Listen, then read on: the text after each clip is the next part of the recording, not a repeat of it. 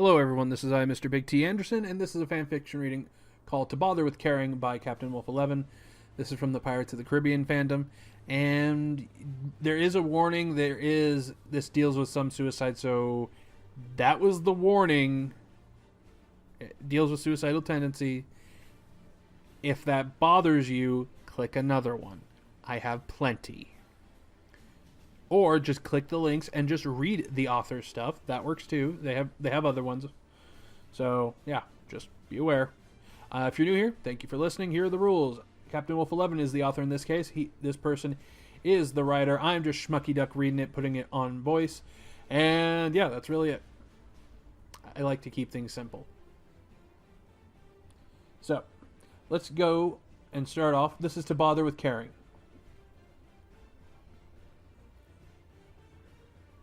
No one missed the shifty glances of the dock worker, and most followed his gaze to the pier. The one where no ship was moored, something else was moored there instead. She was small, not really a woman, but not a child.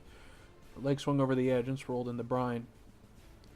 The crew shambled by the worker, thoughts on drinks and whores. What was another street rat on the docks? Gibbs, however, stopped by the man and leaned towards him, squinting at the girl. "What's wrong with her?" he gruffed, absently taking a swig from the flask. At first, the dock man looked as if he wasn't going to reply, but then he quickly leaned in, grease-filled mustache twitching. "That little wench keeps putting a gun to her head and taking it down. Wish she'd make up her mind already. Makes us all nervous, she is." Then, as if he'd never said a word, he pushed past Gibbs with his broom, moving much too fast to actually be affecting the grime-soaked planks. Gibbs frowned, sucked in a corner of his mouth, then shrugged, turning to follow the rest of the men onto the depths of Tortuga. "Don't wait up for me, mate," came a voice quiet-like. The first mate stopped in his tracks, sighing inwardly. He didn't even turn back around to reply to his captain. "Aye." Why couldn't the man ever seem to act like a normal pirate? Oh well, he could just drink that question away tonight, too. The unusual silence of the dock seemed to frame the night well. From over their shoulders, the crashes and laughter of Tortuga wafted out to him, but seemed to die the closer one stepped to the water's edge. She was small indeed. How old could she even be? 15? 16? Short black hair was ragged at the ends, probably where it had been cut by a dull knife. As one approached, the long-barreled pistol could be seen resting in her hands, so far limp. "Hello, love. Such a nice night to be admiring the sunset. Hope you won't mind if I rest my legs here with you." Captain Jack Sparrow plunked down onto the pier next to the girl, pulling off his boots and waggling his toes in the water. The girl cringed as she sat down, mouth open as if in reply. She watched silently as he set his boots behind him, unable to get the words of her mind out into the open air. Finally, she glanced down into the water at both pairs of their feet, murky underneath the ripples. She murmured, "I'd rather you didn't." He turned to her, eyes narrowing. "Well, I'd rather that I did." Ever so briefly, his eyes flickered to the gun in her hands. She frowned, honestly confused. The man hadn't seemed overly surprised to see what was in her hands. She first thought he was here to try and get the services from her, so to speak. Maybe he still was. Maybe it really was only now that he'd seen the gun. "Why are you here?" she asked. Her voice was so low it almost got caught in the sound of the lapping waves. This time, he gave a not-so-subtle look towards the gun. "Man says you can't make up your mind." She blinked, gripping the gun even tighter in her hands. "Why do you care what he says?" she murmured, louder than before.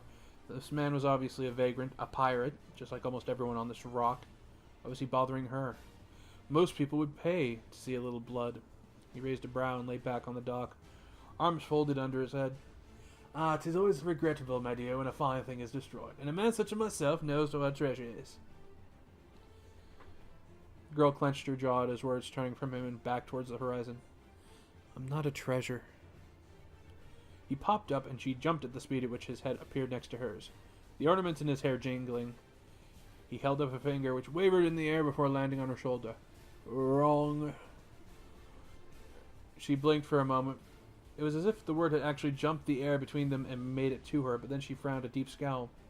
"Who are you?" she growled. "You don't know me. How can you say anything about me?" She looked to the gun, then to the horizon, the brief fire gone from her eyes. Jack paused, then dipped his face even further into her space, a sort of grin pulling at his lips. "I'm Captain Jack Sparrow, love." At first she recoiled from him, but then she blinked, turning to look at the huge ship docked away from him. The one with the blackened hull and inky sails. "And that's your ship?" she asked, voice wavering. "Ah, the Black Pearl," Jack purred, making eyes at his beauty. "The fastest ship in the Caribbean." The girl looked at it for a long moment, eyes drifting out over the long, graceful curves, over the length of the charred angel reaching towards from the prow. "She's beautiful," she breathed, voice catching somewhere along the way. She let out a shaky breath and lifted the gun a few inches from where it lay on her leg. Sparrow's eyes snapped to the motion. "What's your name, lass?" he asked suddenly, leaning forward again, smiling with all the charm he could muster. He didn't even lift her eyes from the gun to observe the smile he'd concocted for her. Instead, her brow furrowed, skin curling around her eyes like waves on a previously calm sea. The action pushed a tear from her wet eye, and it rolled silently down her cheek. After some tension had gathered, she whispered, "Arabella." "Arabella. Arabella. Arabella." He paused, eyes narrowing as if to taste the name. "That's a good name," he said at last. "Did you know that Bella means beautiful in..." He blinked and waved at somewhere. "Of course I know that," she hissed, suddenly turning to face him, fully teeth bared. The setting Caribbean sun highlighted the wet stains on her cheeks. "Father used to tell me incessantly." Her jaw quavered, and she let out a puff of air, the beginnings of a sob, and turned her head stiffly back towards the horizon. Clearly that had not been the right thing to say. After a long moment, her stiff jaw relaxed enough for her to bark once more. "Why are you here, pirate?" The word rolled poisonously off her tongue. "Just here to fix me up and pat me on the back so that you can have someone to bed tonight."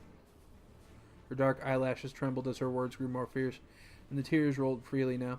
"Why else would you care? A good man wouldn't have anything to gain from me living, and a man like you has only one. I'm just a girl stranded on this godforsaken spit of land without a ship to her name, nor anyone to bother with carrying." Teeth bared against her, trembling. She squeezed the final words from her throat. "Well, I'm done caring too." In an instant, the gun was cocked, barrel in her open mouth, her eyes squeezed shut. No, love," gasped the captain, hands waving frantically about Arabella, but not one finger daring to touch her. "Please, love," he begged, almost not daring to breathe, as if one loud sound would startle the trigger and split the night air with a shot. Arabella's hand quivered, and her eyes were still shut tight against the world. A tear peeked through the cracks and troubled onto the eyelashes. "Let's talk it out, eh? You tell me what's got you bothered, and I'll do the listening with me ears, and if we cannot get sorted, then you can blow your brains out all over the docks. Savvy?" She suddenly jerked, and Jack flinched, waiting for the sound and spray of blood. Instead of firing, she had yanked the gun from her mouth and crawled over herself, hands hugging her side, voice thick with sobs. Tension in the air cracked open and fizzled. "I can't even pull a bloody trigger," she choked, hair spilling from her shoulders to frame her face. Every bone in her body shook with her tears and with the cold. The sun had finally sank beneath the waves, throwing the sky into hues of green and silver. The distant sounds of Tortuga began to penetrate their isolation. Laughter and screams and the sound of breaking glass drifted over to them like whispers. That and the sound of her weeping were like the horizon dripping its dusk and melancholy over their heads. Jack floundered, hand floating in the general vicinity of Arabella, but not knowing quite what to do with itself. He winced as he placed it around her shoulder, waiting for her to snap once more, but she only sobbed louder. To his great surprise, she rested her head on his side. Not a moment before, she had accused him of philandering, and now she was knowingly saddled against him. Perhaps not knowingly, moments before the girl had stared death in the face and almost shook his hand, he knew what that was like, and it wasn't an easy feeling. Perhaps it was so traumatizing that she could even forget that she was being held by a pirate, and with a pang he felt the tug of fabric as one of her hands clutched the folds of his shirt, and her whole body shuddered. She was like a web of a human, hollow and broken, and he felt that fragility, not daring to move, or even to speak. The night sky grew darker and darker, the chill more bitter, the stars brighter. Her sobs eventually slowed, becoming only occasional shudders and sniffs, but she didn't move, didn't shove him into the ocean in distaste. Something twitched in his hand, and he looked down to see that it was her gun. With her shaky hand, she was pressing it into his. He grasped it and pulled it slowly from her grip, feeling a little lighter when she no longer touched it at all. "It was my ship," she murmured, straightening up finally, looking slightly ashamed. His hand fell away, from her shoulder. It was as if a fragile thing had taped itself back together. It wasn't going to fall apart, but it wasn't solid either. When my father died, the company was going to take it, but he left it to me, so we stole it. Me and my friends. She sniffed, wiping some of the wetness from her face. Except they wanted to pillage and burn and reap. And all I wanted to do was explore. He knew what was coming next, of course, but he was talking, not crying, and he wanted to keep it that way. The cool breeze that ran along the water drifted up to meet them, too, and it played with their obsidian hair, sending it up in intervals. They all mutually decided that the best thing would be to leave me here and take her with them. Her. The ship Arabella squinted, even though the sun's glare had long since abated. Maybe they didn't know what they were doing to me, but that ship was all I had in the world. The only thing I had left of my father. The breath she took was long and slow, and when she turned to look at him, her face was carefully blank. I don't feel like crying anymore, but I don't feel like living either. Tell me, Captain, why should I? Suddenly the girl before him was as still as glass, calm as the foreboding ocean, old as a coral reef. And she was asking him that? He regarded her with eyes thick with fog. Maybe you shouldn't. Maybe neither should I. He smiled and opened his eyes wide, leaning in to whisper to her. We're all just little bugs scurrying around, waiting to die. Trying desperate like to live a little before they get squashed. She blinked, a furrow beginning to appear on her brow. He smiled even wider, throwing an arm once more around her shoulders. But lass, we live for that. The ocean and the waves. Freedom! Arabella shook her head. Right, but I don't have that anymore. Once again, with a finger, he tapped her shoulder. Wrong! His drunken grin centered his suspicion. What do you mean? Her ship was gone. Her friends deserted. Come with me. You won't have to pillage and rape and be all piratey. You could scrub the deck. Better yet, you could be the cook. His eyes widened. His hands gestured out like spiders towards her. The cook? Now, I know it ain't exactly like being a captain. You're right there. But who's to say that we'd never run into your friends again? Maybe we could take back his ship. Shahryar, hers again. But she never wanted to be a pirate. The yells and shouts of Tortuga once again pushed back into the conversation, and she sighed. Who was she kidding? She was stuck here of all places. How else could she live? She'd have to take a job sometime, and when she was starving in the street, what jobs would be available to her? She shrugged. I don't know. I'll have to think about it, she murmured, feeling the weight drip off of her chest a little. It ached. It ached to be apart from her ship. It stung to remember the faces of the crew sailing away, stealing from her the one thing she loved more than anything else. But the call of the ocean, the gentle lapping of the waves, which she hadn't been able to hear before now, came back to her, soothed her, helped her feel the pain. She struggled upwards, wincing at the protest of her joints. But it wouldn't hurt to buy me a drink. In an instant, Jack was up, boots shoved back on his feet. He leaned in, wobbling a little. Now you're making perfect sense. Come along with me, little treasure. The tavern awaits. He set off down the dock, hands swinging jauntily at his sides. It was hardly worth asking which tavern. Nearly every building in Tortuga professed to be one. Arabella glanced down the pier where she had sat moments before. Oh, she still thought it would be nice to be dead, to not have to worry about the dull ache around her heart, but she no longer ached to pull the trigger. No, she wanted to be dead. She didn't want to die. She sighed and turned to follow the captain towards the city. Who knows if she'd actually take up his offer, but a few bottles of rum wouldn't hurt either.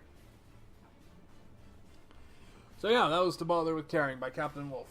Now, hopefully, for those who don't know, this is like the last Pirates of the Caribbean fanfiction I had to record. So if I actually got better at Jack, great. If I got worse, oh god. I really hope I did better on that. The cadence is really difficult. At least for me. But I'm also kind of a moron. I have no training in this sort of thing. So yeah. Just jump into projects, people. It's fun. But anyway, CaptainWolfe11 is the author. If you like the story, links down below. Give a good review. You know what to do. If you like how I did it, meh down below. And you guys have a good one. Ta-ta for now.